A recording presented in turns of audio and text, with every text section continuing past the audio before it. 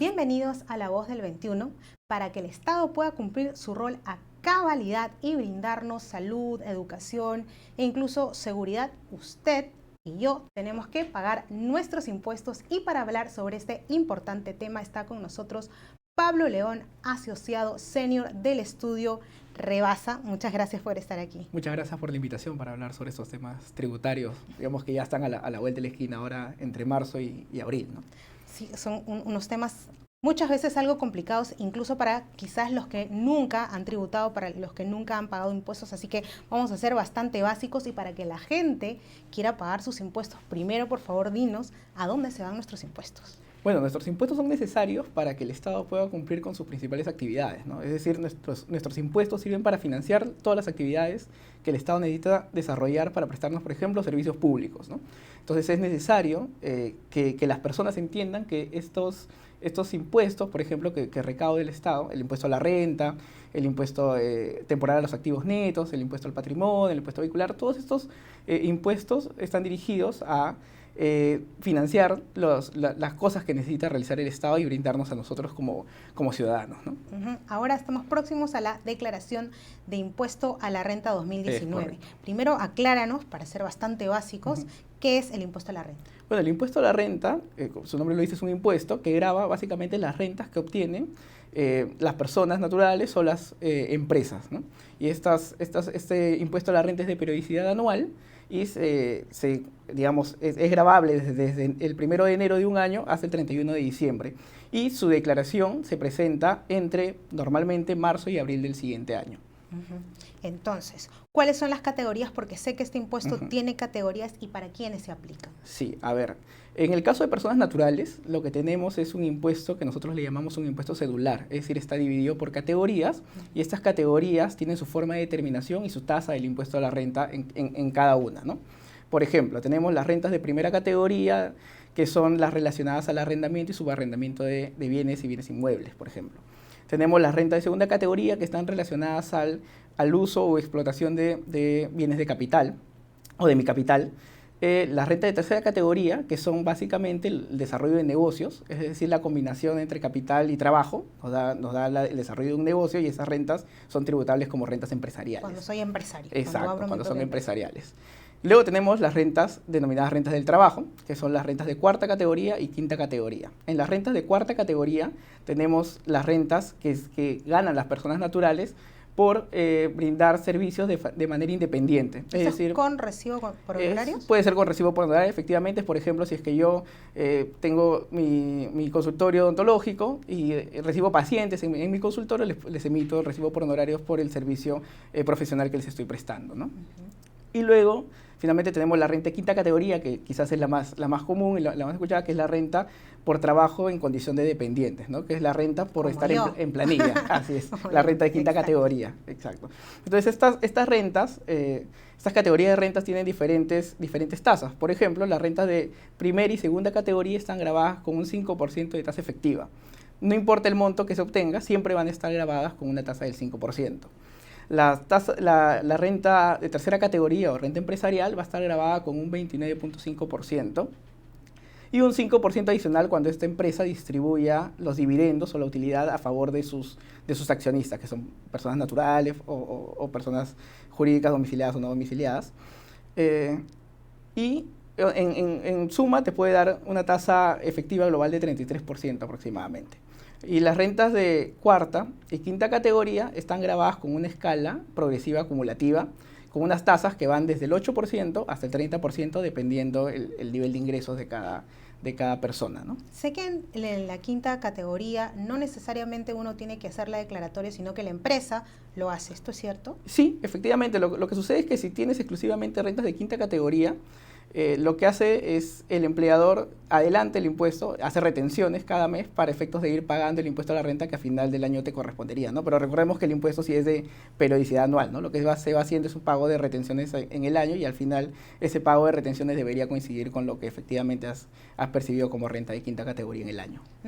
Ahora, la parte más difícil y más complicada es que nos ayudes a calcular cómo es que la gente debe calcular cuánto tiene que pagar al año. Ya, ahí el tema está en poder diferenciar y dividir efectivamente qué tipos de rentas has obtenido durante el año y de acuerdo a eso vas a poder tener cómo declarar o determinar tu impuesto que tienes que hacer en el año, ¿no? Que tienes que declarar en el año. Además tengo que saber claramente qué categoría soy, ¿no es cierto? Efectivamente, como persona natural tienes que tener identificado qué tipo de renta has generado y en qué categoría estás, porque de eso va a depender, como te comentaba, el tema de que tenemos un impuesto a la renta cedular. La determinación corresponde a cada tipo de renta, ¿no? Por ejemplo, si es que sabemos que en el año hemos arrendado un departamento, por ejemplo, que tenemos y que hemos utilizado, sabemos que el impuesto a la renta va a ser de 5%, ¿no? que es por rentas de primera categoría. Por ejemplo, si hemos hecho una venta de acciones en el año, ¿no? Que acciones que tenemos por alguna inversión que hemos hecho, también va a estar grabada con 5%, ¿no? Del total de las rentas, ¿no? En el otro extremo, si es que tenemos las rentas del trabajo, por ejemplo, tenemos las de quinta categoría. Si hemos recibido exclusivamente renta de quinta categoría, como comentábamos, ya estas rentas habrían estado pagadas vía la retención por parte del empleador. Pero si hemos generado cuarta y quinta categoría, que a veces es muy común generar, claro, al mismo tiempo, tendríamos la obligación de hacer una regularización a final del año, ¿no? O sea, si yo doy recibo por honorarios y trabajo en una empresa, la empresa me paga los impuestos de la quinta categoría. De la quinta categoría. La cuarta, yo tengo que ir a hacer mi declaratoria. Exacto, sí. En la cuarta categoría también hay temas de retenciones, pero estas retenciones aplican cuando los recibos por honorarios, por ejemplo, que emito, son mayores a 1.500 soles, me aplica una retención del 8%. Pero esta retención, evidentemente, el 8%, cuando yo sume el total de las rentas de quinta y le aplique esa escala, que como te comentaba, va del 8 al 30, posiblemente me quede un diferencial que tenga que regularizar al final del año. Entonces, por eso es importante hacer la declaración cuando percibo tanto rentas de cuarta como quinta categoría. Ahora, tú nos estás hablando porque yo sé que hay una devolución de los impuestos. Exacto. ¿No es cierto? ¿Cómo es que debo yo realizar, digamos, ir a la SUNAT? ¿Qué es lo que tengo que hacer para que me devuelvan estos impuestos que he pagado de más?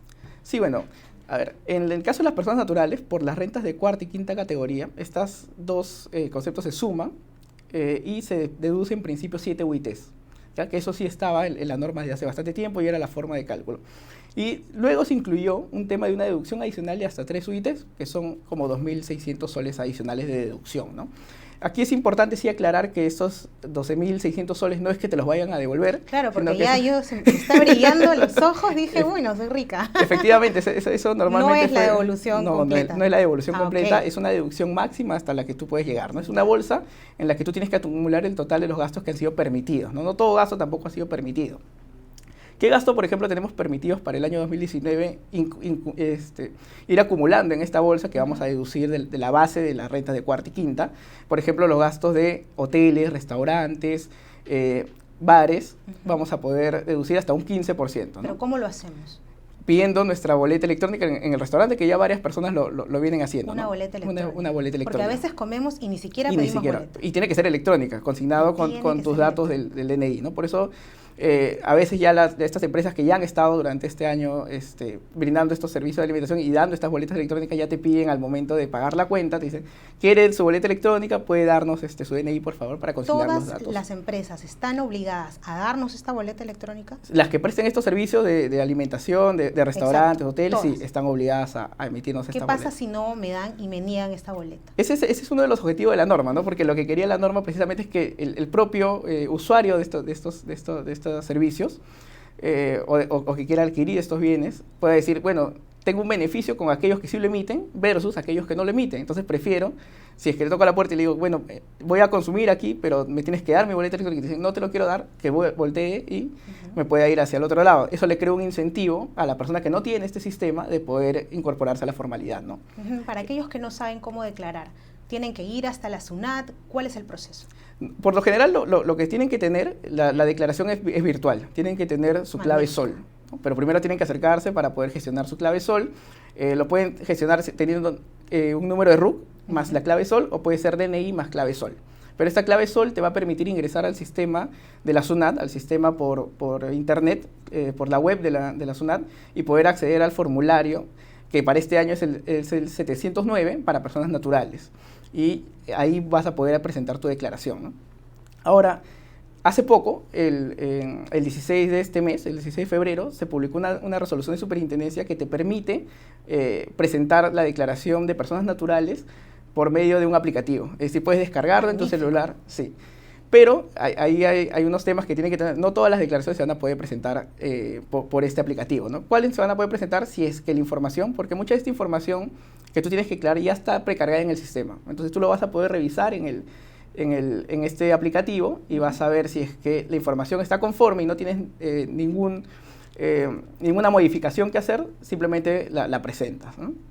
Adicionalmente, tampoco van a poder presentar, por ejemplo, aquellas personas que hayan tenido rentas distintas a la cuarta y quinta categoría, ¿no? Por ejemplo, he tenido rentas de cuarta y quinta, pero adicionalmente tengo un arrendamiento por Claro. ahí. Eso sí tengo que ir por la vía tradicional, ¿no? Es decir, Tienes que ir a a la página web de la SUNAT, ingresar por operaciones en línea, clave sol, y declarar formalmente, no por el medio del app, ¿no? Del aplicativo.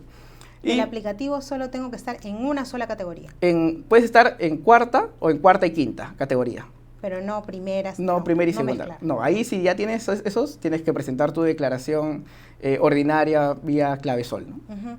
Ahora, el gobierno ¿podemos solicitar el fraccionamiento del impuesto o es que nosotros tenemos que pagarlo completo? Hay mecanismos, o sea, efectivamente, de fraccionamiento del impuesto que los contribuyentes que no tienen, digamos, la posibilidad o su impuesto determinado es bastante amplio, pueden acceder y presentar una solicitud de fraccionamiento para efectos de pagarlo y poder pagarlo en cuotas, ¿no? Sin ningún problema, pero sí, efectivamente, se carga un cierto interés por este fraccionamiento. Ahora, lo importante es cuándo inicia, hasta cuándo yo tengo tiempo de hacer este proceso. Tenemos para este año, por la declaración del 2019, el cronograma ha sido aprobado desde el 25 de marzo, perdón, hasta el 8 de abril, ¿no?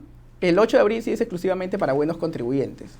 ¿Cómo identifico qué fecha tengo que declarar? Con el último dígito de mi número de RUC o el último dígito de mi DNI. Y busco en el cronograma qué fecha me toca, ¿no? Ahora es importante sí mencionar que no es necesario esperar hasta el último día para presentar la declaración. Se puede presentar casi siempre hacemos, como de presentar forma a la última hora Exacto. el trabajo en la universidad. Exacto, de forma previa, no hay ningún problema. Y lo importante de presentar y hacer las cosas con tiempo y con calma es que si es que nos damos cuenta de algún error o que nos olvidamos de consignar algo y lo hemos presentado antes de fecha, mientras no venza la fecha puedo presentar una declaración sustitutoria y no tengo ninguna multa, ningún problema con la administración tributaria y lo que va a valer es la nueva declaración que estoy presentando. Claro, ¿y hay algún beneficio por tributar bien, por tributar antes? Por ser bueno, vamos a colaborar, vamos a hacer una persona correcta y bueno, la administración tributaria maneja padrones de buenos contribuyentes que, como te mencionaba, por ejemplo, para los que no son buenos contribuyentes tienen que declarar desde el 25 de marzo hasta el 7 de abril, ¿no? Y los que son buenos contribuyentes tienen exclusivamente el 8 para declarar, ¿no? O sea, les alarga un poquito más el plazo para presentar sus impuestos. Es uno de los beneficios, por ejemplo, de cumplir a tiempo con las obligaciones, ¿no? Pablo, muchas gracias por estar en La Voz del 21. Por favor, recálcanos la importancia de pagar nuestros impuestos a tiempo. No, es importante pagar nuestros impuestos a tiempo porque efectivamente el Estado necesita dinero en sus arcas para poder financiar sus actividades y para poder brindarnos los servicios a todos los ciudadanos, ¿no? Si bien a veces es complicado esta relación porque no vemos o hay esa sensación de que no se ve efectivamente los servicios, si es que nosotros no colaboramos con nuestros impuestos va a ser mucho más difícil que el Estado pueda cumplir con su rol, que es brindarnos servicios a todos los peruanos. Muchas gracias, Pablo. Muchas gracias a todos los que se han conectado a la señal de Perú 21 Televisión. Ya saben que tenemos la obligación de pagar nuestros impuestos a tiempo. Nos solemos quejar de que el Estado no cumple de darnos seguridad, de darnos salud, de darnos diversas cosas que son básicas, pero nosotros también tenemos que contribuir para un Perú mejor. Buenas tardes.